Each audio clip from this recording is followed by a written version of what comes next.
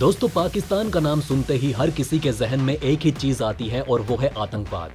पाकिस्तान ने आतंकवाद को खूब पाला पोसा, इतना आतंकियों को पनाह दे दिया कि आज यही उसके लिए नासूर बन बैठा है। पाकिस्तान के आतंकी मुल्क को दो टुकड़े करने की बात करते हैं, लेकिन इसके बाद भी यहाँ के प्रधानमंत्री और विदेश मंत्री को कश्मीर याद आता है। हालात ऐसे हैं कि कटोरा लेकर दुनिया से पाकिस्तान भीख मांग रहा है, लेकिन दूसरी ओर कश्मीर के नाम पर अपनी बेइज्जती करवा रहा है। दरअसल पाकिस्तान ने UNGA में एक बार फिर से कश्मीर का राग आलापा है।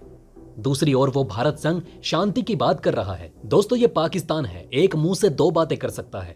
खैर, भारत ने कश्मीर राग पर उसकी औकात भी दिखा दी है। चलिए दोस्तों, आपको बताते हैं कैसे।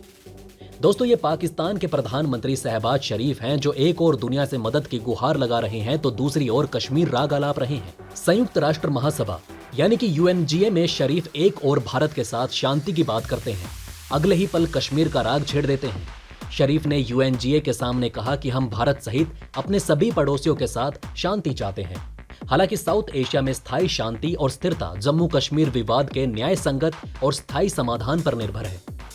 इससे चंद मिनट पहले ही शरीफ भारत से शांति के लिए अनुकूल माहौल बनाने की भीख मांग रहे थे। वो कहते हैं कि मुझे लगता है अब समय आ चुका है कि भारत इस संदेश को समझे कि दोनों देश एक दूसरे से जुड़े हुए हैं। युद्ध कोई विकल्प नहीं है, सिर्फ शांतिपूर्ण संवाद ही मुद्दों को हल कर सकता है, ताकि आने वाले समय में दुनिया और ज्यादा शांतिपूर्ण हो जाए। शरीफ को यह बात समझ लेनी चाहिए कि पाकिस्तान को युद्ध की बातें शोभा नहीं देती, क्योंकि जब जब पाकिस्तान ने हमला किया हर बार मुंह की खाई है। उरी और पुलवामा के बाद तो कतई नहीं करना चाहिए, क्योंकि इस बार भारत ने उसे घर में घुसकर मारा है। ऐसे में शहबाज शरीफ को अपने मुल्क में मूल समस्याओं पर ध्यान देना चाहिए और इस पर जोर देना चाहिए कि कैसे आतंकवाद को खत्म किया जाए। खैर, आतंकवाद और पाकिस्तान का रिश्ता तो जन्मों जन्म का है, ये खत्म नहीं होने वाला। पाकिस्तानी प्रधानमंत्री शहबाज शरीफ आगे कहते हैं कि भारत को रचनात्मक जुड़ाव के लिए अनुकूल माहौल बनाने के लिए ऐसे कदम उठाने चाहिए जिन पर विश्वास किया जा सके।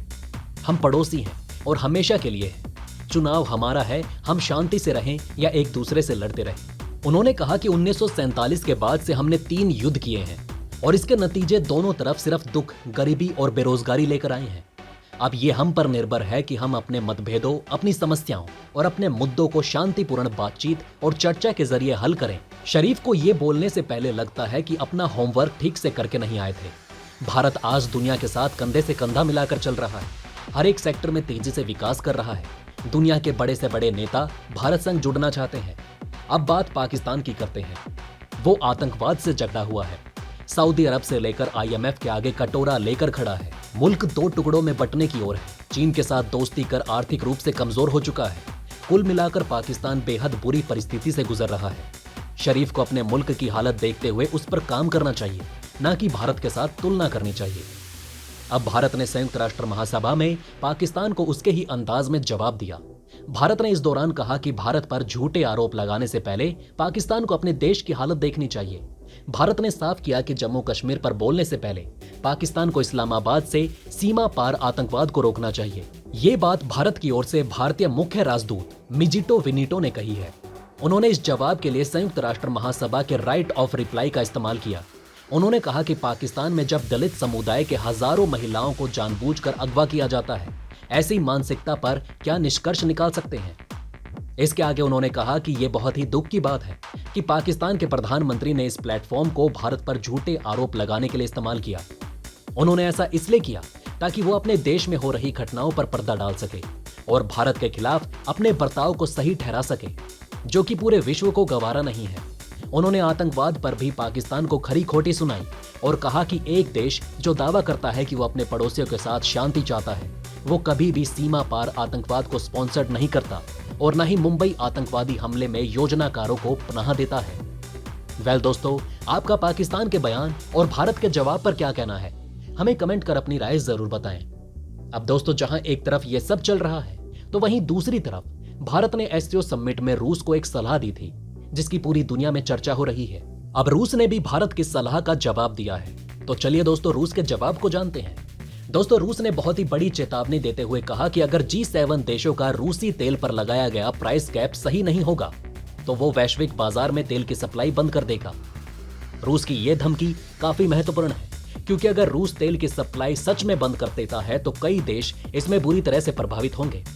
इसके साथ ही रूस की तरफ से पीएम मोदी और राष्ट्रपति पुतिन के बीच हुई मुलाकात के दौरान पीएम मोदी के युद्ध का युग नहीं है वाले बयान पर भी जवाब आया है।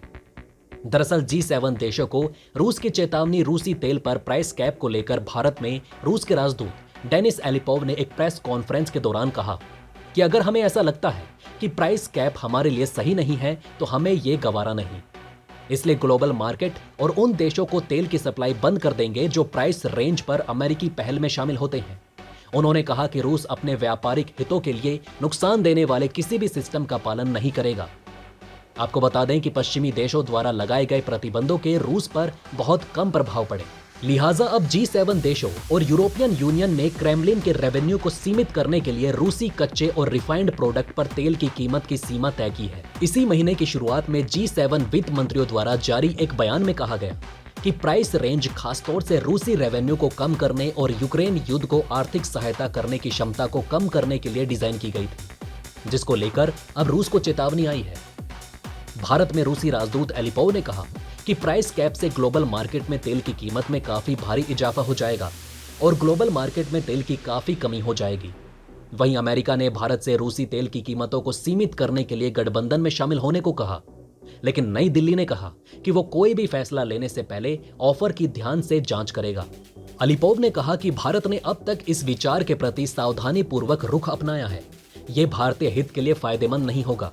अगर भारत इस प्राइस कैप में शामिल होता है तो आपको बता दें कि प्राइस कैप एक्टिव होने के बाद भारत के लिए रूस से तेल खरीदना काफी ज्यादा मुश्किल हो जाएगा, क्योंकि ज्यादातर तेल कंज्यूम करने वाले जहाज पश्चिमी देशों के हैं और प्राइस कैप लगाने के बाद उन जहाजों से ट्रांसपोर्टेशन नहीं होगा और ट्रांसपोर्टेशन के लिए उन जहाजों का इंश्योरेंस भी नहीं हो पाएगा, क्योंकि इंश्योरेंस कंपनियां भी पश्चिम की हैं। लिहाजा अगर भारत G7 देशों के प्राइस कैप में नहीं भी शामिल होता है फिर भी भारत रूस से ज्यादा तेल नहीं खरीद पाएगा। वहीं रूस की तरफ से पीएम मोदी और राष्ट्रपति पुतिन के बीच शंघाई कॉरपोरेशन ऑर्गेनाइजेशन शिखर सम्मेलन में हुई मुलाकात के दौरान पीएम मोदी के युद्ध का युग नहीं है बयान पर भी रूस की प्रतिक्रिया आई है, जिसे पश्चिमी देशों ने अपने पक्ष में भुनाने की कोशिश की।